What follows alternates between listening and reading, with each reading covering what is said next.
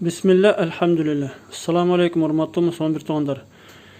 Мен жакында бир китеп окуп бүттүм.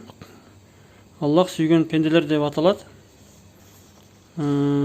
Автору бир илимдүү киши экен.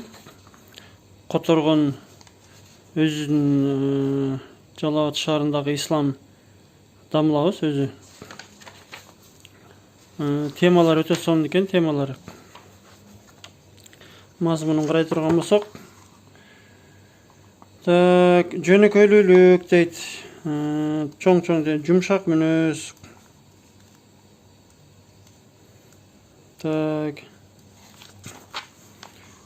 тахажжудко байланыштуу тозоктон коркуу, сарп каражатта орточо болуу, жалгыз Аллахка кулчулук кылуу, адам өлтүрүүдөн сактануу, зынадан сактануу, тобо кылуу, жалган күбөлүк бербөө, пайдасыз иштерден улак болуу, Аллахтын буйругуна моюнсунуу, аял жана урпактардын жакшылыгын тилеп дуа кылуу, такыбалык.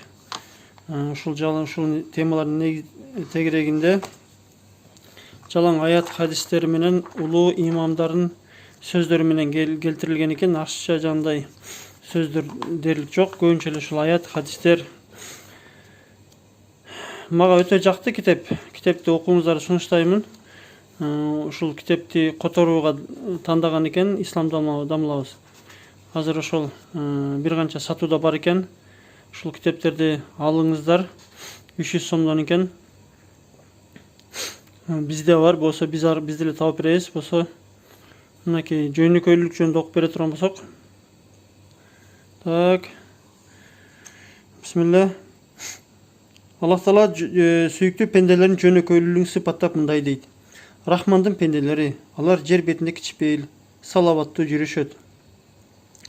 Надандар менен оройлук менен сүйлөсө да салам деп коюшат. Ошондой эле Аллах Таала айтат экен: мен жерде акыйкатсыздык менен текеберленип жүргөн адамдарды, кудуретиме белги болгон аяндардан сабак албай турган кылып буруп коёмун. Араф сүрөсү. Өздөрүнө Аллах тарабынан эч кандай далил келбесе да, Аллахтын аяттары жөнүндө талашкандар Аллахтын алдында эң жек көрүндү болгон адамдар. Аллах ар бир текебер зордукчул адамдын жүрөгүнө ушинтип мөөр басат. Аллахтын тавхидине, жалгыздыгына жана Аллахка ибадатты калыс кылууга моюнсунбаган ар кандай текебер зыянга жолукту. Мага ибадат кылуудан текеберленген адамдар тез арада кор болгон тозокко киришет. Чынында ал текебер адамды сүйбөйт. Алларга айтылды, түбөлүп кала турган тозок эшиктерине киргиле, текебер адамдардын орду кандай жаман. Зумар сүрөсү. Эми текеберчиликтин тескериси жөнөкөйлүк экен, жөнөкөйлүктүн тескериси текеберчилик экен да. Ошо текеберчилик менен жөнөкөйлүк мындай бири-бирине мындай байланышы бар, тиешеси бар эки маселе экен, карама-каршы маселе экен. Ияз ибн Хамар айтат экен, риwayat кылат экен, Аллах Таала мага вахий кылып жөнөкөй болууну буйурду. Бирөө башка бирөөгө текеберчилик кылбасын жана бирөөгө башка бирөөгө зулумдук жасабасын. Абу Хурайранын риwayatында келет экен, хадис: садака кылуу мал дүйнөнү кемитпейт, Аллах Таала пендеге кечиримдүүлүгү себептүү улуулукту көбөйтөт. Кайсыл бир киши Аллах үчүн жөнөкөй болсо, Аллах аны сөзсүз даражасын көтөрөт дейт. Демек, Аллах үчүн биз жөнөкөй болсок, Аллах Таала бизди даражабыз сөз көтөрөт экен да. Ибн Аббастын риwayatында келет экен, ар бир адам башында тизгин болот. Ал тизгин бир периштенин колунда болуп, эгер киши жөнөкөй болсо, периштеге анын мартабасын, даражасын жогорулат деп айтылат. Эгер ал текеберчилик кылса, периштеге анын кадыр баркын төмөндөт деп айтылат экен. Жабир радиллаху анхудан кабарланат экен, мага эң эле сүйкүмдүү болгонуңар кыямат күнү мага жакын олтура турганыңар, адеп ахлагы көркөм болгонуңар. Мен үчүн жагымсыз адамдар жана кыямат күнү менен алыста болчулар көп сүйлөгөн, мактанчак жана текеберлер. Көп сүйлөгөн, мактанчак жана текеберлер экен да. Абу Саид жана Абу Хурайранын риwayatында келет экен, Аллах Таала улуулук төмөнкү кийимим, текеберчилик үсткү кийимим. Ким менден бул эки нерсени талашса, мен аны тозокко салам деп айтат экен. Улуулук менен текеберчиликти талашпашыбыз керек экен.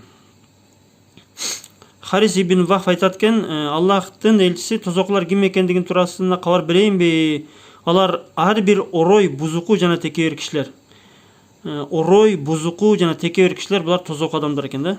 Абдуллах ибн Амр ибн Ас риваятында айтылат экен, ар бир таш бооруп менсинген текебер жана сараң киши тозок элинен.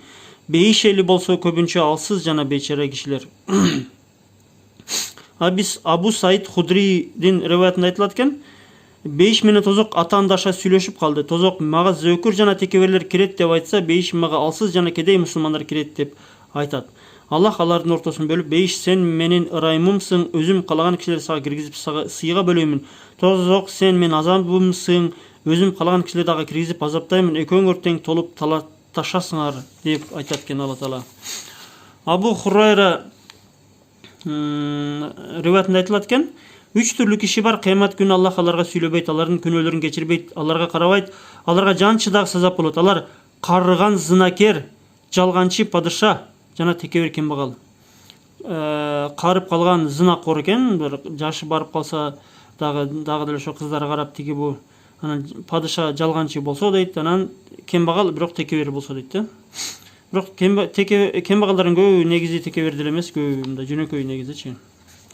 Абдуллах ибн Амр ибн Астан дагы айтылат экен, кимдин жүрөгүндө чаңчалык текеберчилик болсо, Аллах анын жүзү менен жерге сүйрүлгөн абалда тозокко киргизет дейт. Кимдин жүрөгүндө чаңчалык, бир чаң бул көзгө деле көрүнбөйт да, канчалык кичине ошончолук деңгээлде текеберчилик болсо дейт, ал тозокко кирет экен да. Абдуллах ибн Масуд риваятында айтылат экен, жүрөгүндө кыпындай текеберчилик болгон киши бешикке кирбейт. Бир киши сурады, киши кийимин, бут кийимин чырайлуу болуусун жакшы көрөт. Ушул дагы текеберчиликке киреби? Аллахтын элчиси саллаллаху алейхи вассалам айтты, албетте Аллах сулуулукту жакшы көрөт. Текебер дегени акыйкатты кабыл кылбоо жана адамдар жаман көрүү дейт. Төмөн көрүү, адамдар төмөн көрүү экен да. Акыйкатты кабыл кылбоо, акыйкат бул дин да, мисалы динди кабыл кылбаш бул текеберчилик экен да демек. Ибн Умардан келет экен хадисте, кийимин текеберчилик менен сүйрөп жүргөн кишиге кыямат күнү Аллах Таала карабайт. Демек текеберчилик менен кийимин сүйрөп жүргөн дагы ушундай экен да, туура эмес экен. Ибн Умардан хадис айтылат экен, силерден мурдагы жашап өткөн бир кишини текеберчилик менен кийимин сүйрөп жүргөндүгү үчүн жер жутту. Эми ал кыяматка чейин жер түбүнө кирип кете берет.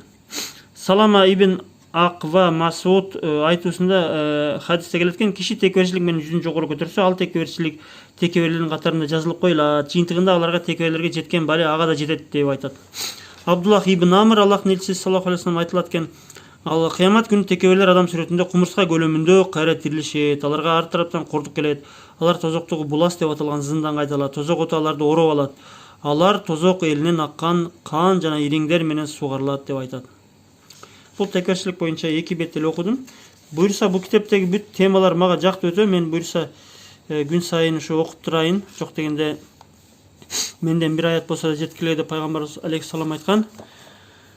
Буюрса ошо китептен биздин илимибиз жетпей аткандан ушу жок дегенде китептен окуп буюрса бөлүшүп турабыз. Ушул китептерди алышыңарды сунуштаймын.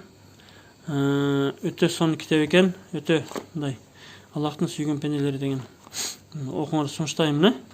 Анан китепти кандай алса болот? Болсо жалооттан алсаңар болот. Номерлерин жазып коем.